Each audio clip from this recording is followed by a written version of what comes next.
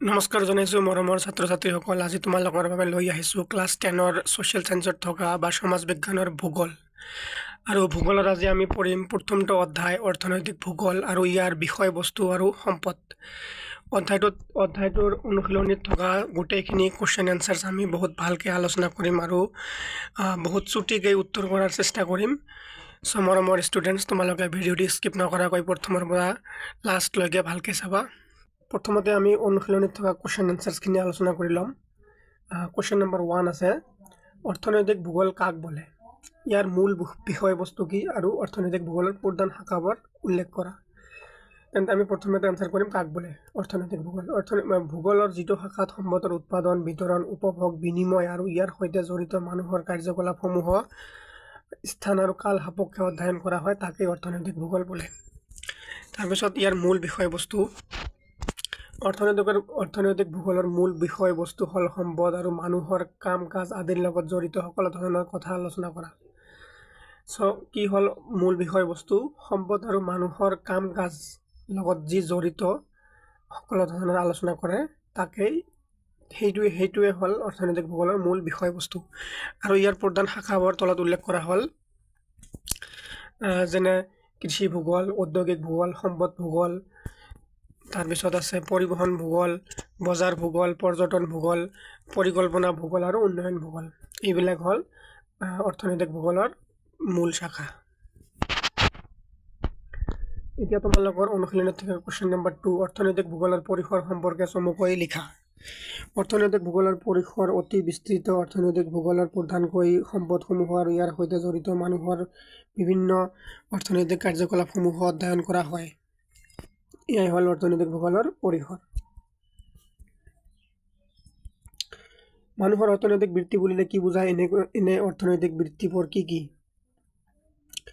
যি অৰ্থনৈতিক কাৰ্যকলাপৰ ফলত মানুহে শ্ৰম দান কৰি উৎপাদনমুখী হৈ এক নিৰ্দিষ্ট পৰিসৰত উপাৰ্জন কৰিব পাৰে তাকেই অৰ্থনৈতিক বৃত্তি বোলে।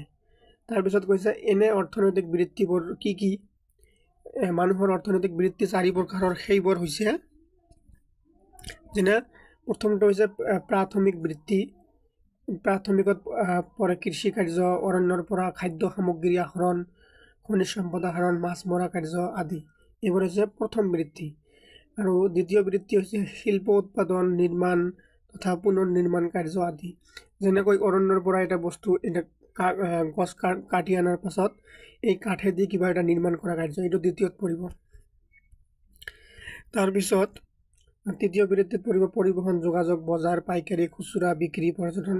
এই যি পাহাৰৰ পৰা গছ এটা কাটি আনা প্ৰথম বৃত্তিত পৰিলে, আৰু কাঠেদি কিবা এটা নিৰ্মাণ কৰাটো দ্বিতীয় বৃত্তিত পৰিলে, আৰু কাঠেদি নিৰ্মাণ কৰাৰ পিছত যি বজাৰত বিক্ৰী কৰা হ'ব সেইটো পৰিব তৃতীয় বৃত্তিত। তাৰপিছত আছে চতুৰ্থ বৃত্তি, বেংক বা অনাবিত্তীয় প্ৰতিষ্ঠান, প্ৰচাৰ মাধ্যম, প্ৰশাসন, শিক্ষা তথা গৱেষণা প্ৰতিষ্ঠান, যিবোৰ অফিচে আমাক ছাৰ্ভিচ দিয়ে সেইবোৰক চতুৰ্থ বৃত্তি। যেনেকৈ বেংক আমাক ছাৰ্ভিচ দিয়ে, অনাবিত্তীয় প্ৰতিষ্ঠান, প্ৰচাৰ মাধ্যম, ছ'চিয়েল মিডিয়া, প্ৰশাসন, এইবিলাক হ'ল চতুৰ্থ বৃত্তিত পৰে। কুৱেশ্যন নম্বৰ 4, অৰ্থনৈতিক ভূগোলৰ প্ৰধান শাখাসমূহৰ বিষয়বস্তু সম্পৰ্কে চমুকৈ লিখা। উত্তৰ, অৰ্থনৈতিক ভূগোল প্ৰধান শাখাসমূহৰ বিষয়বস্তুসমূহ হ'ল, প্ৰথমটো হ'ল কৃষি ভূগোল। কৃষি আৰু কৃষি কাৰ্যৰ লগত জড়িত কাৰকসমূহক কৃষি কাৰ্যৰ বিতৰণ আৰু পদ্ধতি, শস্য উৎপাদন আদিবোৰ হ'ল কৃষি ভূগোলৰ মূল বিষয়বস্তু। তাৰপিছত আছে ঔদ্যোগিক ভূগোল। ঔদ্যোগিক ভূগোলত উদ্যোগ স্থাপনৰ কাৰকসমূহৰ লগতে উদ্যোগৰ প্ৰকাৰ, ভৌগোলিক বিতৰণ, উদ্যোগসমূহৰ অৱস্থানৰ সৈতে জড়িত তত্ত্ব বা অঞ্চল ভুক্তিকৰণ, শ্ৰমিক, বজাৰ তথা আমদানি ৰপ্তানি আদিৰ দৰে বিষয়বস্তুসমূহ অধ্যয়ন কৰা হয়। আৰু 3 নম্বৰটো বিষয়বস্তু সম্পদ ভূগোল। সম্পদৰ প্ৰকাৰ, সম্পদসমূহৰ আঞ্চলিক বিতৰণ, উৎপাদন তথা উৎপাদনৰ লগতে সম্পদ আৰু উন্নয়নৰ মাজৰ সম্পৰ্ক, সম্পদৰ সংৰক্ষণ তথা ব্যৱস্থাপনা আদি অধ্যয়ন কৰে সম্পদ ভূগোলে। তাৰপিছত আছে পৰিবহণ ভূগোল। পৰিবহণ ভূগোলত প্ৰধানকৈ পৰিবহণ ব্যৱস্থাৰ প্ৰকাৰ আৰু ইয়াৰ সৈতে জড়িত কাৰকসমূহৰ লগতে সম্পদৰ বিতৰণ ক্ষেত্ৰত পৰিবহণৰ ভূমিকা, মানুহৰ অৰ্থনৈতিক কাৰ্যকলাপ তথা যাতায়াত পৰিবহণৰ ভূমিকা আৰু ঔদ্যোগিক উন্নয়ন, কৃষি উন্নয়ন আদিৰ দৰে অৰ্থনৈতিক উন্নয়নসমূহৰ বিষয়ে অধ্যয়ন কৰা হয়। তাৰপিছত 5 নম্বৰটো আছে বজাৰ ভূগোল। বজাৰ ভূগোলত বজাৰ স্থাপনৰ সৈতে জড়িত কাৰকসমূহৰ লগতে বজাৰসমূহৰ বিতৰণ ধৰণ আৰু ইয়াৰ সৈতে জড়িত তত্ত্বসমূহৰ অধ্যয়ন সামৰি লোৱা হয়। এনেকৈ পৰ্যটন ভূগোল আছে আৰু পৰিকল্পনা আৰু উন্নয়ন ভূগোল আছে, বজাৰ ভূগোল আছে। তোমালোকে এইবোৰ নোটছ কৰিবা, অকল ভিডিঅ' চালে নহ'ব ষ্টুডেণ্টছ, তোমালোকে নোটছ কৰিবা যাতে তোমালোকে পিছত ৰিভিজন কৰিব পৰা ভালকৈ। সম্পদ ভূগোলক কিয় অৰ্থনৈতিক ভূগোল এটি গুৰুত্বপূৰ্ণ শাখা বোলা হয়? সম্পদ ভূগোলক কিয় অৰ্থনৈতিক ভূগোলৰ এটি গুৰুত্বপূৰ্ণ শাখা বোলা হয়? ইয়াৰ এনচাৰ হ'ল অৰ্থনৈতিক ভূগোল এটা ভূগোলৰ এটা গুৰুত্বপূৰ্ণ শাখা হ'ল সম্পদ ভূগোল। দেশ এখনত উপলব্ধ সম্পদৰ গুণাগুণ, সম্পদৰ পৰিমাণ আৰু সঠিক ব্যৱহাৰৰ সৈতে দেশখনৰ অৰ্থনৈতিক উন্নয়ন জড়িত হৈ থাকে। আনহাতে অৰ্থনৈতিক ভূগোল আৰু ইয়াৰ বিভিন্ন শাখা আৰু উপশাখাবোৰৰ অধ্যয়ন সম্পদ ভূগোলৰ সৈতে পোনপটীয়াকৈ জড়িত।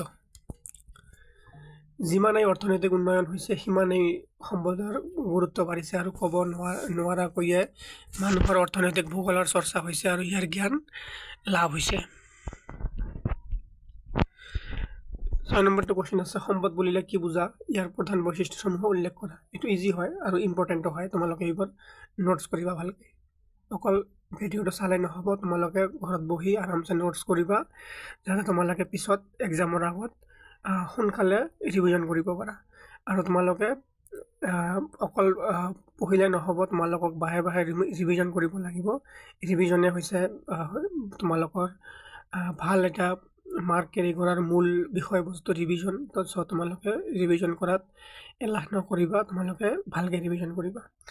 এতিয়া আমি কুৱেশ্যন নম্বৰ 6টো আলোচনা কৰিম। ইয়াৰ এনচাৰ হ'ল মানৱ জীৱন ধাৰণৰ বাবে প্ৰয়োজনীয় সকলোবোৰ বস্তুকে সম্পদ মানে আমাৰ জীৱনত যিমানখিনি প্ৰয়োজনীয় দৰকাৰী বস্তু আছে সেইবোৰে হ'ল সম্পদ। পৃথিৱীত থকা বায়ু, পানী, মাটি, গছ গছনি, ফল মূল, খনিজ পদাৰ্থ আদি সকলোবোৰ মানুহৰ বাবে প্ৰয়োজনীয়, সেয়ে এইবোৰক সম্পদ বুলি কোৱা হয়। এইটো ইজি কিন্তু ইম্পৰ্টেণ্ট হয়। আমাৰ জীৱনত লাগতিয়াল গোটেইখিনি বস্তুকে সম্পদ বোলে।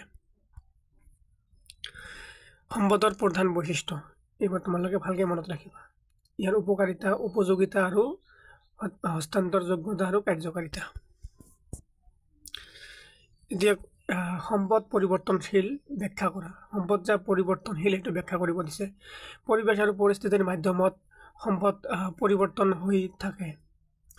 সম্পদৰ এটা বৈশিষ্ট্য হ'ল ইয়াৰ পৰিৱৰ্তনশীল দিশটো প্ৰকৃতত কোনো এটা সামগ্ৰী বৰ্তমান মানুহৰ দ্বাৰা ব্যৱহৃত নহ'লেও ভৱিষ্যতে উপকাৰী সামগ্ৰী হিচাপে পৰিণত হ'ব পাৰে আৰু সম্পদ লৈ পৰিৱৰ্তন হ'বও পাৰে। ইয়াত কৈছে যে যিহেতু সম্পদবোৰ আমাৰ প্ৰাকৃতিক পৰিৱেশৰ ওপৰত নিৰ্ভৰ কৰে আৰু সেই হিচাপত এইবোৰ সময়ে সময়ে পৰিৱৰ্তন হৈ থাকে। যেনেকৈ এটা সম্পদ আগৰ দিনত ইমান ব্যৱহৃত হোৱা নাছিলে কিন্তু আজিৰ দিনত বহুত ব্যৱহৃত হৈছে। এইটো এটা পৰিৱৰ্তন যে আগত ব্যৱহৃত হোৱা নাই, প্ৰয়োজন নাছিলে, এতিয়া বহুত বেছি প্ৰয়োজন হৈছে। এইটো যেনেকৈ পৰিৱৰ্তন হৈছে সেই হিচাপত সম্পদটো এটা পৰিৱৰ্তনশীল বস্তু হয়। এনেধৰণৰ বস্তুক নিষ্ক্ৰিয় সামগ্ৰী বোলা হয়। উদাহৰণস্বৰূপে মানুহে যেতিয়ালৈকে শক্তি উৎপাদনত কয়লা বা খনিজ তেলৰ ব্যৱহাৰ জনা নাছিল তেতিয়ালৈকে সেইবোৰ কেৱল নিৰপেক্ষ সামগ্ৰী হৈ আছিল। নিৰপেক্ষ মানে এটা সম্পদ যিবোৰ আগতে ব্যৱহাৰ হোৱা নাছিলে বা ইম্পৰ্টেঞ্চ নাছিলে, ইমান দৰকাৰী নাছিলে মানুহৰ জীৱনত, সেইবোৰক নিৰপেক্ষ সামগ্ৰী বোলে। তোমালোকে এইটো এক্সট্ৰাকৈ মনত ৰাখিব পাৰা। নিৰপেক্ষ সামগ্ৰী বা সম্পদ বুলিলে কি বুজা? যিবোৰ সম্পদ আগত ব্যৱহৃত হোৱা নাছিলে বা প্ৰয়োজন নাছিলে মানৱ জীৱনত বা মানুহৰ জীৱন ধাৰণৰ বাবে প্ৰয়োজন নাছিলে, সেইবোৰক নিৰপেক্ষ সম্পদ বোলে। আৰু সেই সম্পদটোৱে যেতিয়া কিছুদিন পিছত বা বৰ্তমান সময়ত বহুত প্ৰয়োজন হৈছে মানুহ জীৱন চলাচলত এইটো যি এটা পৰিৱৰ্তন দেখা যায় সেইকাৰণে সম্পদক আমি পৰিৱৰ্তনশীল বুলি ক'ব পাৰোঁ।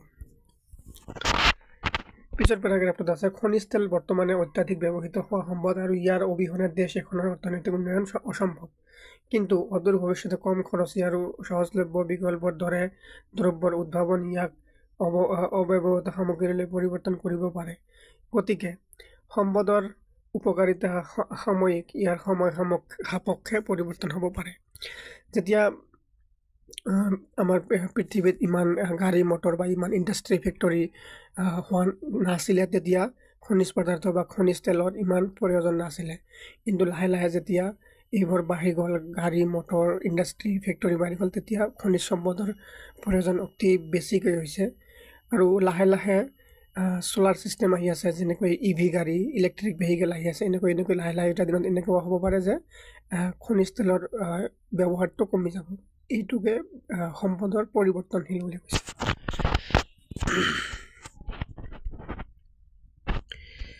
8 নম্বৰ কোৱেশ্চন সম্পদৰ প্ৰয়োজনীয়তা সম্পৰ্কে উদাহৰণ সহ চমুকৈ আলোচনা কৰা সম্পদৰ প্ৰয়োজনীয়তা তোমালোকে জানা সম্পদৰ কিমান প্ৰয়োজন আমালোকৰ আৰু ইয়াৰ উদাহৰণসমূহ চমুকৈ আলোচনা কৰিব দিছে সম্পদৰ কিছুমান প্ৰয়োজনীয়তা তলত উল্লেখ কৰা হ'ল জীৱন ধাৰণৰ অৱস্থাৰ উন্নয়ন সম্পদ হ'ল কি জীৱন ধাৰণৰ অৱস্থাৰ উন্নয়ন মানে জীৱন ধাৰণত যি অৱস্থা আছে তাৰে উন্নতি কৰা মানুহৰ মৌলিক প্ৰয়োজন অন্ন বস্ত্ৰ আৰু বাসস্থানৰ প্ৰয়োজন পূৰণ কৰাৰ উপৰিও এই জীৱন ধাৰণৰ মানদণ্ডৰ উন্নয়ন আমাৰ যি জীৱন ধাৰণৰ বাবে মৌলিক প্ৰয়োজন অন্ন মানে খাদ্য বস্ত্ৰ মানে পোছাক বাসস্থান আমাৰ ঘৰ এইবিলাকৰ এটা সম্পদ আৰু এই খ নম্বৰত আছে আৰ্থ সামাজিক উন্নয়ন মানে আমাৰ যি সম্পদ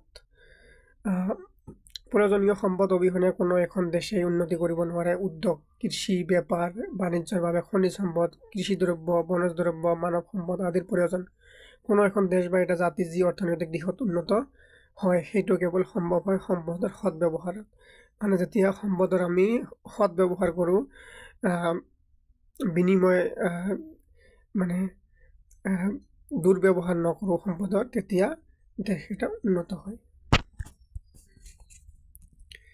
তাৰপিছত আছে মানৱ কল্যাণ মানৱ সমাজৰ বিকাশ সম্পদ আৰু ইয়াৰ সঠিক ব্যৱহাৰৰ ওপৰত পোনপটীয়াকৈ নিৰ্ভৰশীল সম্পদে মানৱ জীৱন ধাৰণৰ বাবে প্ৰয়োজনীয় অভাৱবোৰ পূৰণ কৰে মানে মানৱ জীৱনৰ ধাৰণৰ বাবে যিবিলাক প্ৰয়োজন হয় সেইবিলাক সম্পদে পূৰণ কৰে এতিয়া 9 নম্বৰটো কোৱেশ্চন হ'ল সম্পদ আৰু মানুহৰ মাজত থকা সম্পৰ্কৰ বিষয়ে চমুকৈ লিখা এই সম্পদ তোমালোকে জানা কি বস্তু আৰু মানুহৰ মাজত সম্পদ আৰু মানুহৰ মাজত কি সম্পৰ্ক আছে তোমালোকে এইবোৰ কোৱেশ্চন নিজে ভালকৈ নিজে এবাৰ ভিডিঅ'টো চোৱাৰ পিছত তোমালোকে এবাৰ বনাই এনসাৰটো লিখিবলৈ চেষ্টা কৰিবা যাতে তোমালোকক এনসাৰটো মুখস্থ কৰি লিখিব নালাগে এইবোৰ ইজি হয় তোমালোকে ভালকৈ এবাৰ বুজি লৈ নিজে এনসাৰবোৰ কৰিবলৈ চেষ্টা কৰিবা তোমাৰ নিজৰ ভাষাত উত্তৰ সম্পদ আৰু মানুহৰ মাজত এটা নিবিড় আৰু ওতঃপ্ৰোত সম্পৰ্ক আছে এটাৰ অবিহনে আন্তঃৱৰ্তী থাকিব নোৱাৰে সম্পদৰ সৈতে মানুহ তিনি ধৰণে জড়িত সম্পদৰ সৈতে মানুহ কেনেকৈ জড়িত তিনি ধৰণে জড়িত আৰু সম্পদ আৰু মানুহৰ মাজত এটা নিবিড় ওতঃপ্ৰোত সম্পৰ্ক আছে মানে আৰু এটাৰ অবিহনে আনটো চলিব নোৱাৰে মানে এজন চলাতে আনজনক লাগিবই সম্পদ আৰু মানুহক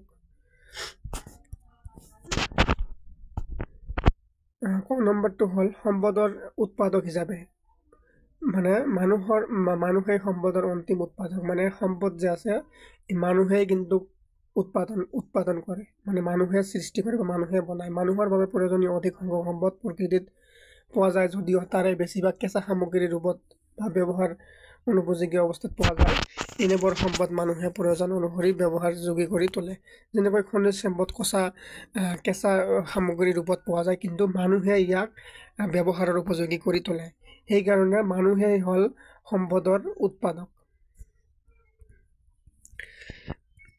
যেনেকৈ এক্সাম্পল দিছে খনিজ সম্পদ বনজ সম্পদ জল সম্পদ কৃষি সম্পদ আদিৰ বিভিন্ন হৈছে আদিৰ মানুহ হৈছে সকলো সম্পদৰ প্ৰধান ৰূপান্তৰক মানে ৰূপান্তৰ কৰে ব্যৱহাৰ উপযোগী কৰিবলৈ 6 নম্বৰ সম্পদ উপভোগকাৰী যেনেকৈ সম্পদ উপভোগ কৰাৰ কাৰণে বা ব্যৱহাৰ কৰাৰ কাৰণে ৰূপান্তৰিত কৰে সেই আৰু যেনেকৈ উৎপাদক আৰু উপভোগ হয় মানে যেনেকৈ বনায় আৰু উপভোগ কৰে বা ব্যৱহাৰো কৰে বনাই আৰু ব্যৱহাৰ কৰে। এইটোৰ মানে হৈছে মানুহ সম্পদৰ উপভোক্তা আৰু উপভোক্তা। মানুহ খাদ্য, শস্য, কাপড়, খনিজ তেল আৰু বিভিন্ন ধৰণৰ মানৱ সৃষ্ট সামগ্ৰীবোৰ উপভোগ বা ব্যৱহাৰ কৰে। পানী, বায়ু, খাদ্য, বস্ত্ৰ, বাসস্থান আদি প্ৰয়োজনীয় সম্পদৰ অবিহনে স্বাভাৱিক জীৱন যাপন কৰিব নোৱাৰে। নম্বৰটো হৈছে প্ৰাকৃতিক সম্পদ আৰু মানৱ সম্পদ। সৃষ্ট সম্পদবোৰ কেনেদৰে ব্যৱহাৰ বা বিকাশ হ'ব সেয়া নিৰ্ভৰ কৰে মানুহৰ ওপৰত। মানৱ জ্ঞান আৰু ইয়াৰ প্ৰসাৰৰ ওপৰত সম্পদ উন্নয়ন স্তৰ নিৰ্ভৰশীল। তদুপৰি মানুহৰ চাহিদা, নতুন প্ৰযুক্তিৰ বিকাশৰ ওচৰত সম্পদৰ পৰিৱৰ্তনশীল প্ৰকৃতি নিৰ্ভৰ কৰে।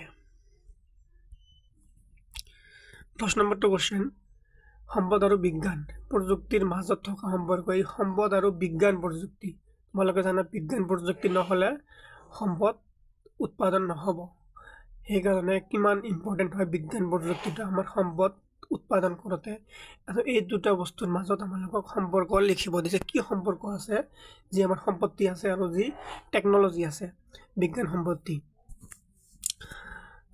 আমি উত্তৰ কৰিম এতিয়া। মানৱ সম্পদ বা বিজ্ঞান প্ৰযুক্তিৰ মাজত পাৰস্পৰিক সম্পৰ্ক আছে।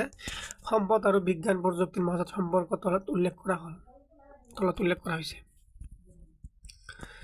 ক নম্বৰ সম্পৰ্ক হ'ল সম্পদৰ আৱিষ্কাৰ। সম্পদৰ আৱিষ্কাৰ মূলতঃ হ'ল বিজ্ঞান। প্ৰায় সকলোবোৰ সম্পদৰ আৱিষ্কাৰৰ ক্ষেত্ৰত বিজ্ঞানে আমাক সক্ষম কৰি তুলিছে। এইটো সঁচা কথা, বিজ্ঞানে আমাক সক্ষম কৰি তুলিছে আমি সম্পদ এটা আৱিষ্কাৰ কৰোঁতে। বিজ্ঞান আৰু প্ৰযুক্তিৰ অবিহনে বেছিভাগ সম্পদেই লুপ্ত আৰু অজ্ঞাত হৈ থাকিলেহেঁতেন। মানে যদি বিজ্ঞান প্ৰযুক্তি নাথাকিলেহেঁতেন বহুত সম্পদেই মানে আমি আজিলৈকে খুজিয়ে নাপালেহেঁতেন আৰু ব্যৱহাৰ কৰিব নাপালোহেঁতেন। আৰু খ নম্বৰটো সম্পৰ্ক নিষ্ক্ৰিয় সামগ্ৰীৰ ৰূপান্তৰ।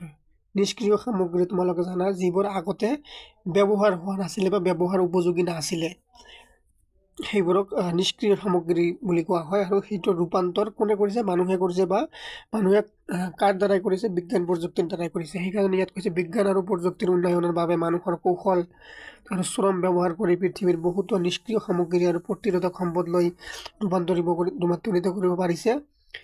মানুহৰ জ্ঞানৰ প্ৰসাৰ, বিজ্ঞান প্ৰযুক্তি উন্নয়নৰ ফলত সকলো ধৰণৰ নিৰপেক্ষ সামগ্ৰী আৰু প্ৰতিৰোধক একোটা মূল্যৱান সম্পদলৈ ৰূপান্তৰ হৈছে।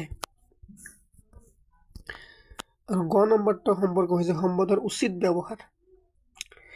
মানে যদি বিজ্ঞান প্ৰযুক্তি নহ'লে হয়, আমি সম্পদ কেনেকৈ মানে উচিত ব্যৱহাৰ, মানে অপচয় বা নষ্ট নকৰি যিমানখিনি লাগতিয়াল সিমানখিনিয়ে ব্যৱহাৰ কৰিব লাগে, সেইখিনি আমি বিজ্ঞান প্ৰযুক্তিৰ দ্বাৰাই সম্ভৱ কৰি তুলিছোঁ। বিজ্ঞান আৰু প্ৰযুক্তিয়ে সম্পদৰ সঠিক ব্যৱহাৰত সহায় কৰিছে। বিজ্ঞানী আৰু গৱেষকসকলে পূৰ্বস্থিত সম্পদবোৰৰ ভালেমান নতুন ব্যৱহাৰ উদ্ভাৱন কৰি এই সম্পদসমূহক অধিক উপযোগী কৰি তুলিছে। ষ্টুডেণ্টছ, এতিয়া আমি আলোচনা কৰিম শুদ্ধ উত্তৰটো বাছি লোৱা। এইটো তোমালোকৰ অনুশীলনীত লাষ্টত দিয়া আছে। আমি ইয়াৰ মাজতে শুদ্ধ উত্তৰ বাছি উলিওৱাটো আলোচনা কৰি আছোঁ, কাৰণ যেতিয়া তোমালোকে গোটেইখিনি মানে অকল দীঘল কুৱেশ্যন আলোচনা কৰি থাকিম, তোমালোকক বেয়া লাগিব পাৰে বা বৰ লাগিব পাৰে। সেইকাৰণে আমি মাজতে এবাৰ 5টামান আছে শুদ্ধ উত্তৰ, এইকেইটা আমি এনচাৰ কৰি লৈ তাৰপিছত আকৌ আমি দীঘল কুৱেশ্যনছখিনি আলোচনা কৰিম। তো তোমালোকে টেনশ্যন নকৰিবা, ইয়াৰ পিছত দীঘল কুৱেশ্যনবোৰ আছে। ইয়াত কৈছে শুদ্ধ উত্তৰটো বাছি হ'লে তলত কোনটো মানৱ সৃষ্ট সম্পদ? নদ নদী নে খনিজ তেল নে জলসিঞ্চন নলা নে অৰণ্য? ইয়াত কোনটো মানৱ সৃষ্ট হ'ব? ইয়াত মানৱ সৃষ্ট হ'ব জলসিঞ্চন নলা, মানে ড্ৰেইন। এই যি টাউন চিটিত পানী উলিয়াবৰ কাৰণে যি ড্ৰেইন থাকে, সেইবোৰ জলসিঞ্চন নলা। এইবোৰ মানুহে সৃষ্টি কৰে, যিবিলাক প্ৰকৃতিয়ে সৃষ্টি কৰা নাই।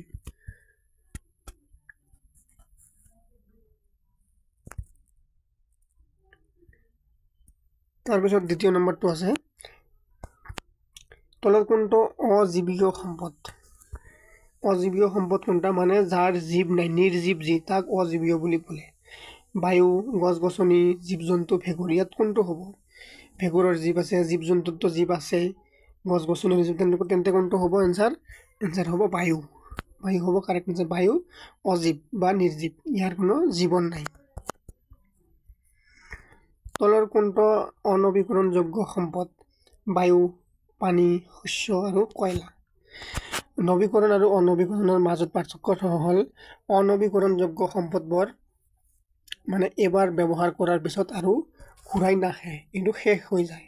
আৰু নবীকৰণযোগ্য সম্পদবোৰ এবাৰ ব্যৱহাৰ কৰাৰ পিছত আমি পুনৰ প্ৰক্ৰিয়াৰে ব্যৱহাৰ কৰিব পাৰোঁ। সেইবোৰক নবীকৰণযোগ্য, মানে যিবোৰ এবাৰ ব্যৱহাৰ কৰাৰ পিছত একেবাৰে নিঃশেষ হৈ নাযায়, আমি পুনৰ প্ৰক্ৰিয়াৰ দ্বাৰা আকৌ ব্যৱহাৰ কৰিব পাৰোঁ, সেইবোৰ হৈছে নবীকৰণযোগ্য। আৰু অনবীকৰণযোগ্যবোৰ হৈছে পুনৰ ব্যৱহাৰ কৰিব নোৱাৰি। যেনেকৈ আমি বায়ু ব্যৱহাৰ কৰিব পাৰোঁ, পানী পুনৰ ব্যৱহাৰ কৰিব পাৰোঁ, শস্য পুনৰ ব্যৱহাৰ কৰিব, কিন্তু কয়লা এবাৰ পুৰি গ'লে আৰু পুনৰ ব্যৱহাৰ নহয়। সেইকাৰণে কয়লা হৈছে অনবীকৰণযোগ্য সম্পদ। এইটো এনচাৰ হ'ব কয়লা। তলৰ কোনটো বিলুপ্তপ্ৰায় প্ৰাণী? বিলুপ্তপ্ৰায় প্ৰাণী মানে নাইয়ে প্ৰায়, মানে শেষ হ'বৰ অৱস্থাত আছে। এইটো হ'ব নলগাহৰি। এইটো এনচাৰ চোৱা তোমালোকে, নলগাহৰি হৈছে বিলুপ্তপ্ৰায় প্ৰাণী। তাৰপিছত আছে IUCN সংস্থাটি কোন আন্তঃৰাষ্ট্ৰীয় সংস্থাৰ অন্তৰ্গত? এই IUCN যি আছে কোনটো সংস্থাৰ আন্তঃৰাষ্ট্ৰীয় সংস্থাৰ অন্তৰ্গত আছে? এইটো হ'ল ইউনেস্কো।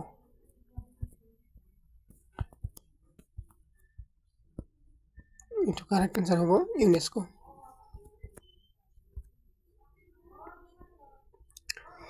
এতিয়া আমি আলোচনা কৰিম তোমালোকৰ অনুশীলনীত থকা দীঘল কুৱেশ্যনবোৰ। 11 নম্বৰ কুৱেশ্যন, উদাহৰণসহ সম্পদৰ শ্ৰেণী বিভাজন সম্পৰ্কে লিখা। মানে সম্পদৰ শ্ৰেণী বিভাজন কৰি দিব দিছে, কোন ধৰণৰ সম্পদ আৰু ইয়াৰ উদাহৰণ লিখিব দিছে। এইটো তোমালোকে বহুত ইম্পৰ্টেণ্ট কুৱেশ্যনটো হয়, কাৰণ এই কুৱেশ্যনৰ উত্তৰতে তোমাৰ বহুতখিনি কুৱেশ্যন হৈ যাব। কাৰণ তোমালোকক গোটেইখিনি সম্পদ একেলগে কৰিব দিয়া চান্স একেবাৰে কম। স্পেচিয়েলি এটা সুধিব পাৰে, যেনেকৈ উদাহৰণসহ সম্পদৰ শ্ৰেণী বিভাজন কৰা হৈছে প্ৰাকৃতিক সম্পদ আৰু মানৱ সৃষ্ট সম্পদ। এনেকৈ তোমালোকক ফাইনেলত বা হাফ ইয়াৰলিত এনেকৈ কুৱেশ্যন দিব পাৰে যে মানৱ সৃষ্ট সম্পদ কাক বোলে, উদাহৰণ সম্পদ ইয়াৰ উদাহৰণসহ ব্যাখ্যা কৰা বা উদাহৰণসহ ইয়াৰ সম্পৰ্কে লিখা, বা 2-3টা দি দিব পাৰে, কিন্তু এনেকৈ গোটেই দিয়াৰ চান্স কম। চ' তোমালোকে এই এনচাৰটো ভালকৈ কৰিবা। এই এনচাৰটোৰ ভিতৰতে প্ৰাকৃতিক সম্পদ, মানৱ সৃষ্ট সম্পদ, নবীকৰণযোগ্য, অনবীকৰণযোগ্য গোটেইখিনি আছে। চ' তোমালোকে এইটো ভালকৈ এনচাৰ কৰিবা। প্ৰথম হৈছে প্ৰাকৃতিক সম্পদ। প্ৰাকৃতিকভাৱে সৃষ্টি হৈ প্ৰকৃতিত বিয়পি থকা সম্পদবোৰক প্ৰাকৃতিক সম্পদ বোলে।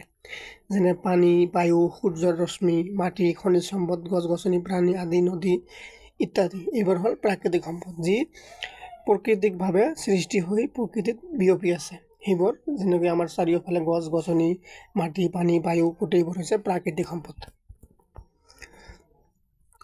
তাৰপিছত আছে মানৱ সৃষ্ট সম্পদ। মানুহে বিজ্ঞান আৰু প্ৰযুক্তিৰ ব্যৱহাৰ কৰি প্ৰাকৃতিক সম্পদৰ পৰা উৎপাদন কৰা বিভিন্ন সম্পদক মানৱ সৃষ্ট সম্পদ বোলে। আৰু যি আমাৰ প্ৰাকৃতিক সম্পদবোৰ আছিল সেইবিলাকত মানে বিজ্ঞান প্ৰযুক্তি ব্যৱহাৰ কৰি আমি যি ঘৰ দুৱাৰ, ৰাস্তা ঘাট নিৰ্মাণ কৰিছোঁ, সেইবোৰ হ'ল মানৱ সৃষ্ট সম্পদ। যেনেকৈ বাঁহৰ পৰা তৈয়াৰ কৰা কাগজ, এই বাঁহটো কিন্তু এটা প্ৰাকৃতিক সম্পদ, কিন্তু যেতিয়া বাঁহটোক আমি বিজ্ঞান প্ৰযুক্তি ব্যৱহাৰ কৰি কাগজত ৰূপান্তৰিত কৰিছোঁ, এইটো কিন্তু কাগজটো কিন্তু মানৱ সৃষ্ট সম্পদ। যেনেকৈ কপাহৰ পৰা কাপোৰ তৈয়াৰ কৰা হয়, ইত্যাদি।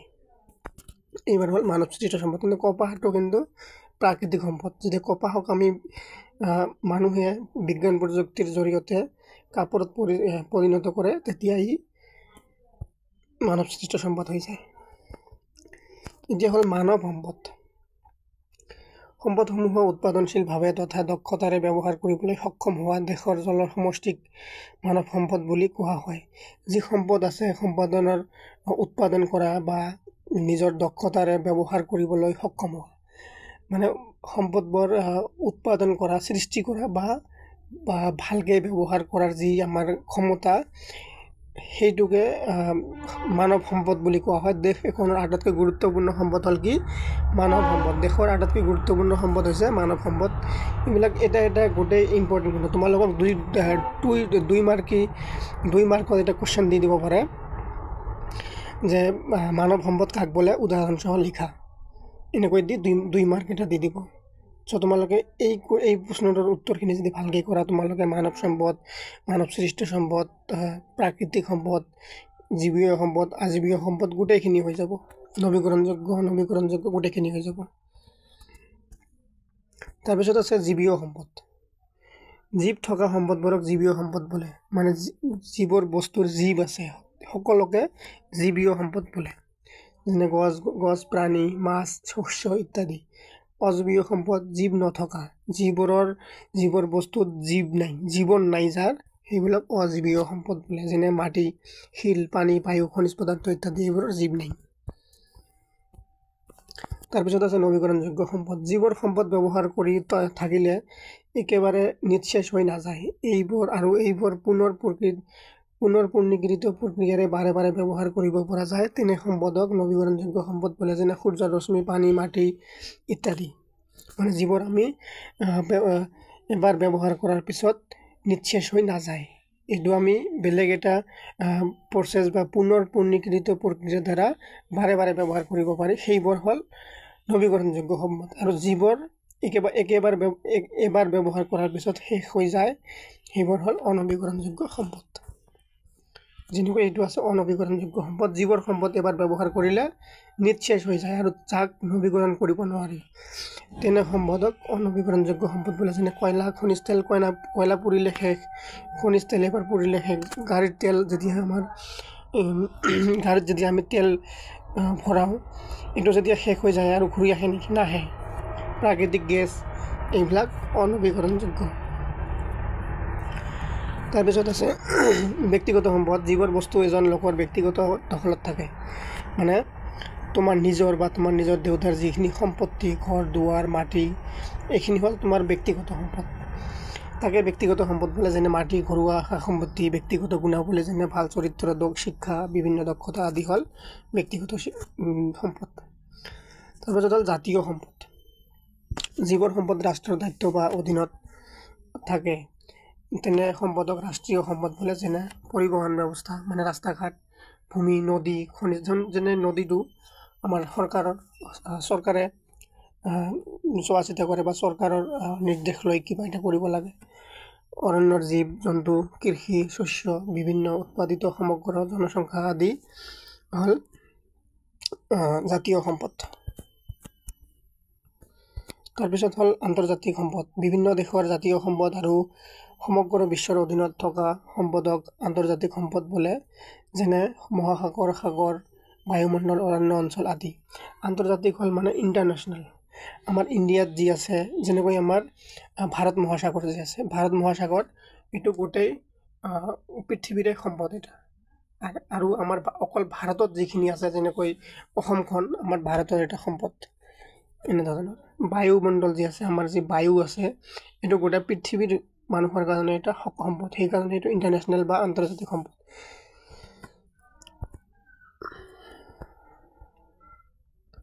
এতিয়া 12 নম্বৰ কুৱেশ্যনটো হ'ল প্ৰাকৃতিক সম্পদ বুলিলে কি বুজা? উদাহৰণ সহজ চমুকৈ লিখাত তোমালোকে জানা ভাল কৰি প্ৰাকৃতিক সম্পদ কি। অলৰেডি যিখিনি প্ৰাকৃতিকভাৱে আছে, তথাপিও আমি এনচাৰটো কৰিম ভালকৈ। প্ৰকৃতিৰ পৰা পোৱা যিবোৰ বস্তু প্ৰত্যক্ষ বা পৰোক্ষভাৱে মানুহৰ উপকাৰত আহে, সেই সকলোবোৰ বস্তুকে প্ৰাকৃতিক সম্পদ বুলি কোৱা হয়।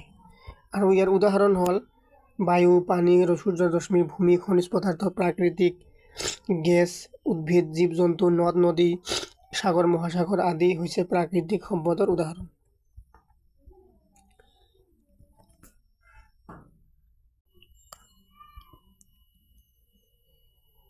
এতিয়া আমি 13 নম্বৰ কুৱেশ্যনটো কৰিম, মানৱ সৃষ্ট সম্পদ কি। তাৰপিছত উদাহৰণসহ ইয়াৰ সম্পৰ্কে চমুকৈ আলোচনা কৰা। মানৱ সৃষ্ট সম্পদ প্ৰাকৃতিক সম্পদসমূহক ব্যৱহাৰৰ উপযোগী কৰি তুলিবলৈ মানুহৰ কাৰ্যদক্ষতা, শিক্ষা, প্ৰযুক্তি আৰু আগ্ৰহৰ প্ৰয়োজন হয়। মানুহে বিজ্ঞান আৰু প্ৰযুক্তি ব্যৱহাৰ কৰি নিজ প্ৰচেষ্টাৰে প্ৰাকৃতিক সম্পদৰ পৰা উৎপাদন কৰা বিভিন্ন সম্পদবোৰেই হৈছে মানৱ সৃষ্ট সম্পদ। মানে মানুহে বিজ্ঞান প্ৰযুক্তি ব্যৱহাৰ কৰি প্ৰাকৃতিক সম্পদবোৰক যি আমাৰ ব্যৱহাৰৰ উপযোগী কৰি তোলে, তাকেই মানৱ সৃষ্ট সম্পদ বুলি কোৱা হয়। উদাহৰণস্বৰূপে বাঁহৰ পৰা তৈয়াৰ কৰা কাগজ আৰু কপাহৰ পৰা তৈয়াৰ কৰা কাপোৰ আদি। আদি হ'ল মানৱ সৃষ্ট সম্পদ। যে 14 নম্বৰ কোৱেশ্চনটা হ'ল নৱীকৰণযোগ্য আৰু অনৱীকৰণযোগ্য সম্পদৰ মাজত পাৰ্থক্য কি কি? উদাহৰণ সহ চমুকৈ আলোচনা কৰা। নৱীকৰণযোগ্য আৰু অনৱীকৰণযোগ্য তোমালোকক মই বুজাই দিছোঁ, তথাপিও আৰু এবাৰ আমি পাৰ্থক্যখিনি লিখাৰ চেষ্টা কৰিম। যেনেকৈ 1 নম্বৰ পাৰ্থক্য, অৰ্থ ব্যৱহাৰৰ পিছত পুনৰ উৎপাদন বা নৱীকৰণ কৰিব পাৰি সেইবোৰক কি বোলে? নৱীকৰণযোগ্য সম্পদ বোলে। আৰু যিবিলাক ব্যৱহাৰৰ পিছত পুনৰ উৎপাদন বা নৱীকৰণ কৰিব নোৱাৰি সেইবোৰক কি বোলে? অনৱীকৰণযোগ্য সম্পদ বোলে। 2 নম্বৰ পাৰ্থক্য, স্থায়িত্ব আৰু স্থায়িত্ব এই সম্পদবোৰ ব্যৱহাৰৰ পিছত নিঃশেষ হৈ নাযায় বা পুনৰ উৎপাদন কৰিব পাৰি। নৱীকৰণযোগ্য সম্পদবোৰ এবাৰ ব্যৱহাৰৰ পিছত নিঃশেষ হৈ নাযায় আৰু পুনৰ ব্যৱহাৰ কৰিব পাৰি, কিন্তু অনৱীকৰণযোগ্য সম্পদবোৰ নিঃশেষ হৈ যায় আৰু পুনৰ উৎপাদন কৰিব নোৱাৰি। 3 নম্বৰটো হ'ল উদাহৰণ, বায়ু, সূৰ্যৰ ৰশ্মি, পানী, শস্য ইত্যাদি এইবোৰ হ'ল নৱীকৰণযোগ্য। আৰু কয়লা, তেল, প্ৰাকৃতিক গেছ, বিভিন্ন খনিজ সম্পদ এইবোৰ হ'ল অনৱীকৰণযোগ্য সম্পদ।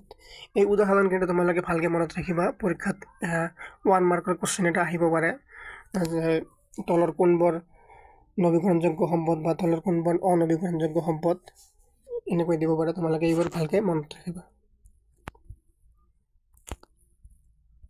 কোৱেশ্চন নম্বৰ 15, সম্পদ সংৰক্ষণ বুলিলে কি বুজা? ইয়াৰ প্ৰয়োজনীয়তা কি? সম্পদ সংৰক্ষণ হ'ল যি আমাৰ সম্পদ আছে এইবোৰ ইয়াৰ সঠিক ব্যৱহাৰ কৰা, মানে সম্পদ নষ্ট নকৰা বা অপচয় নকৰা আৰু আমাৰ ভৱিষ্যত প্ৰজন্মৰ কাৰণে সংৰক্ষণ কৰি ৰখা, ইয়াকে সম্পদ সংৰক্ষণ বোলে।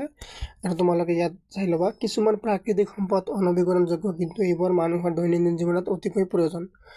সম্পদৰ অপচয়মূলক ব্যৱহাৰ আৰু অপব্যৱহাৰ ৰোধ কৰি সৰ্বাধিক উপযোগিতা আহৰণৰ উদ্দেশ্য সম্পদৰ সঞ্চয় আৰু বিচক্ষণ ব্যৱহাৰৰ প্ৰক্ৰিয়াকে সম্পদ সংৰক্ষণ বুলি জনা যায়।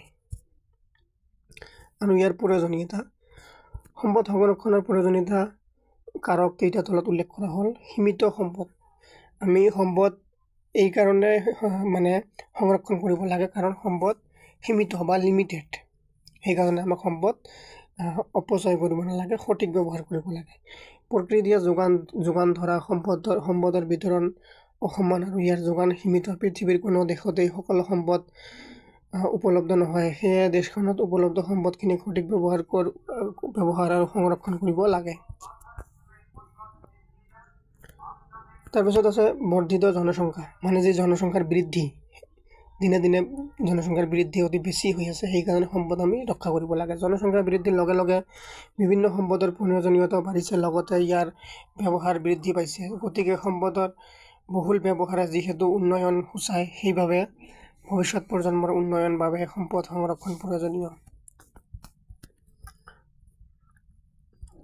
9 নম্বৰ হৈছে বিপন্ন প্ৰজাতিৰ সংৰক্ষণ।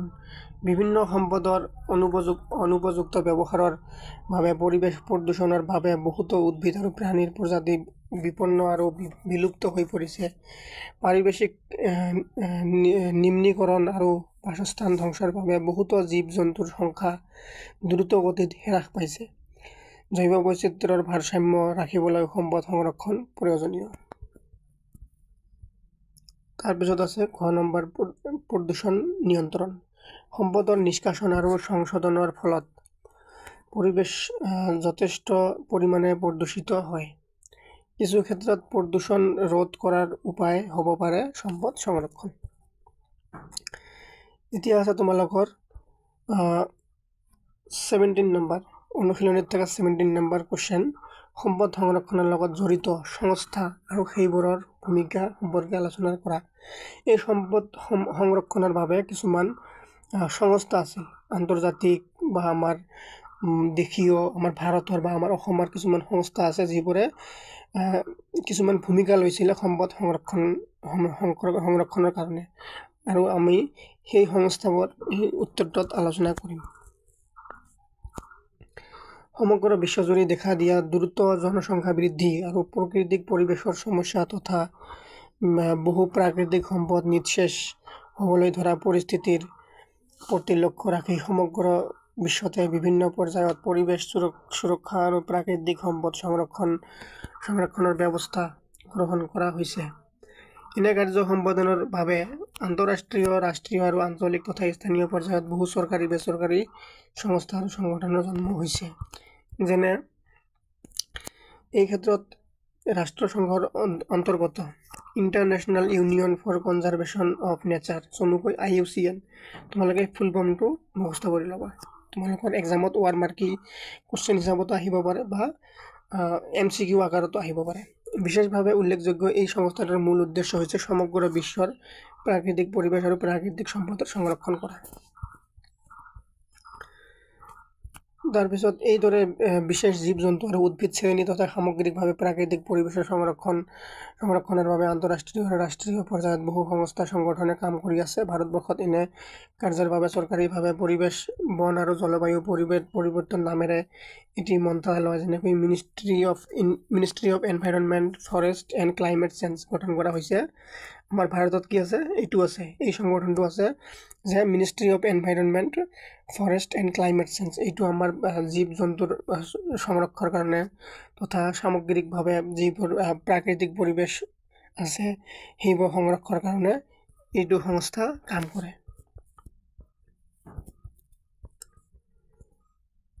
তাৰপিছত এই মন্ত্ৰালয়ৰ অন্তৰ্গত স্বতন্ত্ৰভাৱে 1968 চনত ভাৰতীয় বন গৱেষণা বা শিক্ষা সংস্থা Indian council for forestry research and education গঠন কৰা হৈছে। এইটো তোমালোকে মনত ৰাখিবা ভালকৈ।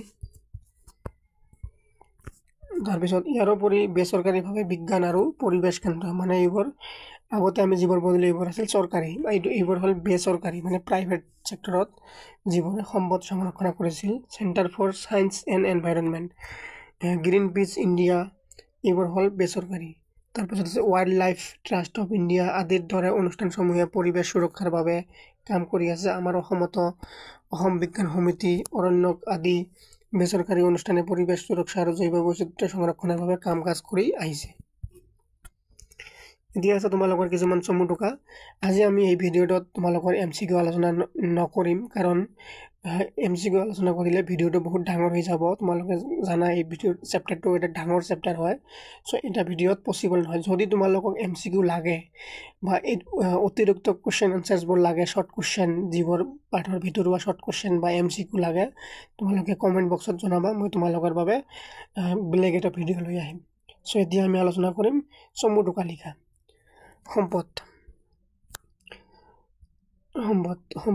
সম্পদৰ চমু টোকা হ'ল পৃথিৱীত থকা সকলোবোৰ বস্তু যেনে ৰ'দ, বতাহ, বায়ু, মাটি, গছ-গছনি, জীৱ-জন্তু ইত্যাদিয়ে একোটা সম্পদ। সকলো জীৱ আৰু পৰিস্থিতি তন্ত্ৰৰ কাৰ্যাৱলী সম্পন্ন কৰিবলৈ প্ৰয়োজনীয় সম্পত্তিৰ উৎস, ৰাজহ, যোগান বা সহায়ক সম্পদ বোলে।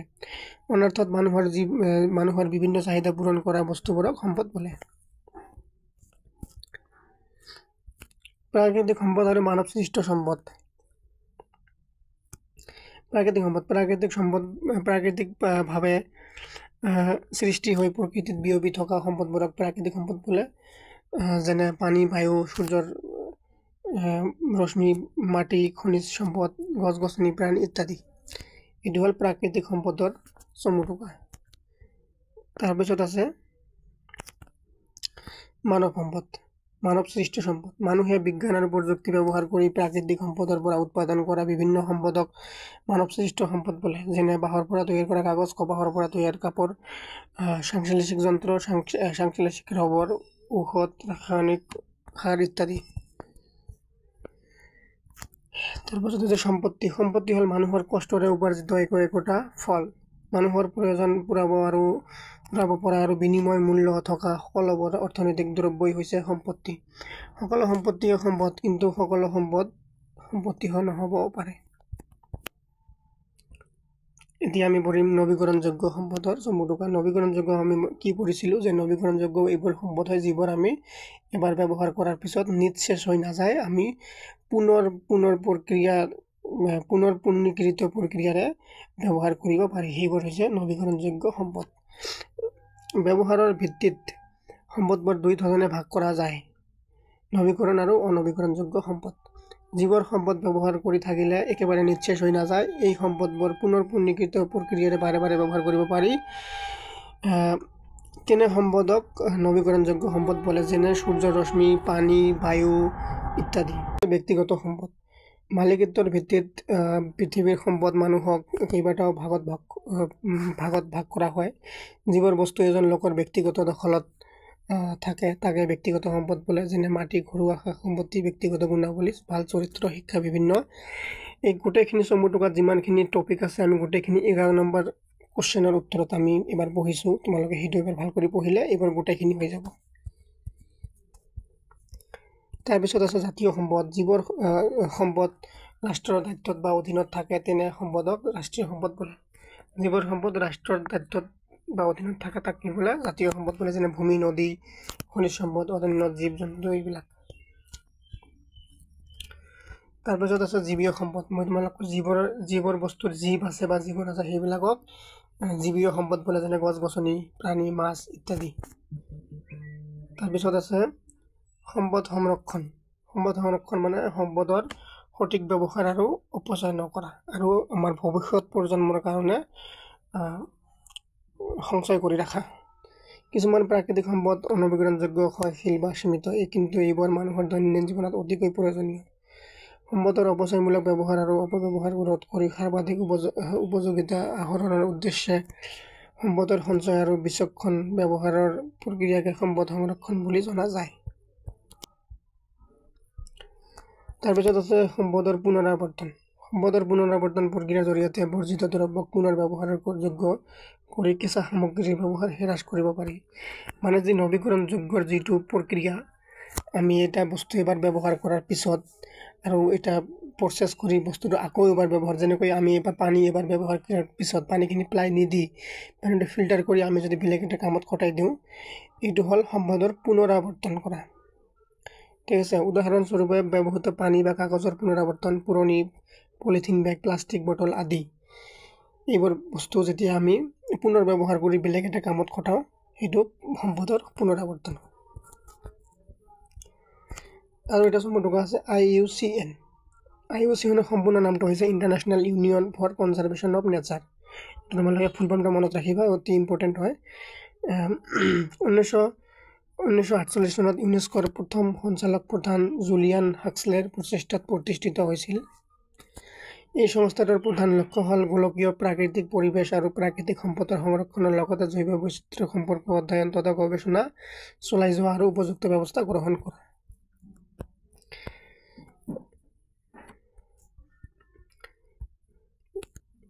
আমি চেপ্টাৰটোত গোটেইখিনি চেপ্টাৰটো অতি ডাঙৰ হোৱাৰ কাৰণে আমি চেপ্টাৰটোত এক্সট্ৰা MCQ বা এক্সট্ৰা শ্বৰ্ট কুৱেশ্যন আমি আলোচনা কৰিব পৰা নাই। যদি তোমালোকক এই চেপ্টাৰটোৰ শ্বৰ্ট কুৱেশ্যনছ বা MCQ লাগে তোমালোকে কমেণ্ট বক্সত জনাবা। মই তোমালোকৰ বাবে বেলেগ এটা ভিডিঅ'ত পাৰ্টৰ ভিতৰুৱা যিমানখিনি শ্বৰ্ট কুৱেশ্যনছ আৰু MCQ আছে আমি গোটেইখিনি আৰু বেলেগ এটা ভিডিঅ'ত লৈ আহিম। ধন্যবাদ।